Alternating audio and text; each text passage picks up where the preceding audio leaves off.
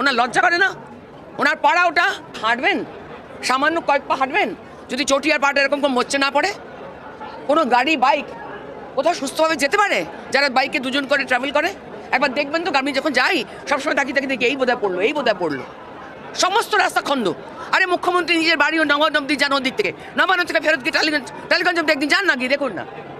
টালিগঞ্জ অব্দি মুখ্যমন্ত্রী একদিন যান, গিয়ে দেখুন। রাসবেরির দিকে চলা যায় না। আরে ভাই, এত এসআইআর কে ভয় কেন সেটাই তো বুঝতে পারছি না। এসআইআর কি এরকম ভয় পাওয়ার কিছু কি জুজু নাকি? যে কোনো মানুষই তো চাইবে, সাধারণ মানুষ চাইবে যে আমার ভোটটা থাকবে, আমি আমার তথ্য প্রমাণ যা আছে দেব, কমিশন থেকে যাদের ডাকছে তারা যাবেন। এর মধ্যে এমন কি কাণ্ড আছে যে তাই নিয়ে এত মাথা ব্যথা নাচানাচি করতে হবে?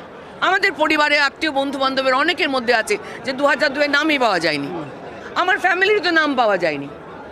তখন আমার মার নাম, তার যে আমার যার কথা বলছি তার একজনের মায়ের নাম, ভাইয়ের নাম, এসব বার করা হয়ে গেল। সেখান থেকে তাদের ভোটার ওই এনুমারেশন ফর্মটা কমপ্লিট হয়ে গেল সুন্দর করে, কোনো প্রবলেমই হলো না। তো এত কি মাথা ব্যথা করার আছে?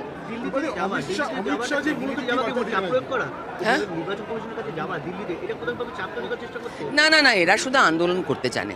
আন্দোলন যারা কিছু জানে না। দেখুন, 15 বছরেও যে রাজ্যটা গড়ে উঠতে পারলো না। আপনি কি আমাকে সারা আমি শুনুন, আমি বাইরে যাচ্ছি না, সেখানে গ্রাম সড়ক যোজনা আছে, সেখানে ন্যাশনাল হাইওয়েজ আছে, সব অন্য ব্যাপার আছে। শুধু কলকাতায় রাজ্যে, এই কলকাতা শহরটুকুর মধ্যে একটু হাঁটবেন, সামান্য কয়েক পা হাঁটবেন, যদি চটিয়ার পাটা এরকম কোনো মোচে না পড়ে। কোনো গাড়ি বাইক কোথাও সুস্থভাবে যেতে পারে যারা বাইকে দুজন করে ট্রাভেল করে? একবার দেখবেন তো, আমি যখন যাই সবসময় তাকিয়ে তাকিয়ে দেখি এই বোধহয় পড়লো, এই বোধহয় পড়লো। সমস্ত রাস্তা খন্দ।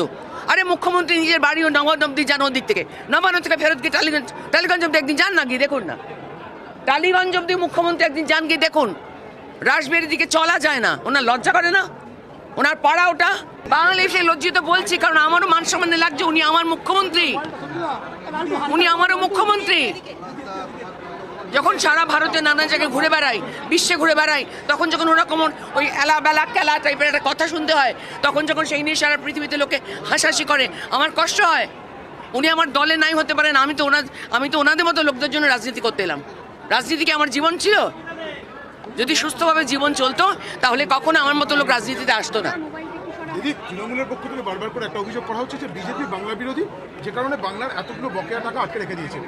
অমিত শাহ যে এই বিষয়ে কিছু বললেন, বা আপনি এই বিষয়ে কি বলবেন? অমিত শাহ এই বিষয়ে কোনো কথা বলেনি। প্রেস কনফারেন্সে যা বলেছে আমরা সবাই শুনতে পেয়েছেন। প্রশ্ন হচ্ছে, কেন আপনার বাবার কাছে যদি একটা বাজারের হিসেব থাকে, ঠিক আছে, আপনার সংসারে একটা বাজারি হিসেব আছে, সেই হিসেব আপনি আপনার ছেলে মেয়েদের সবাইকে দিলেন করতে। ছেলে মেয়েদের হিসেব দেওয়ার পরে তারা কিছুটা বাজার করলো আর কিছুটা পকেটে ঢুকলো। তো পরের দিন কি আপনার বাবা বা আপনার মা, যেই গুরুস্থানীয় আছেন পরিবারে, সংসারটা চালান, আর পরের দিন আপনাকে দেবে কাজটা করতে? তিনি তো বলবেন যে আরে ভাই, তোমাকে দিলাম 200 টাকা, তুমি 50 টাকারও কাজ করলে না, 150 টাকার হিসাবও দিলে না, তুমি আবার চাইছো আমাকে আবার 500 টাকা দাও। পরিবারের কোন গুরুজন তার সন্তানদের এই টাকাটা দেবে?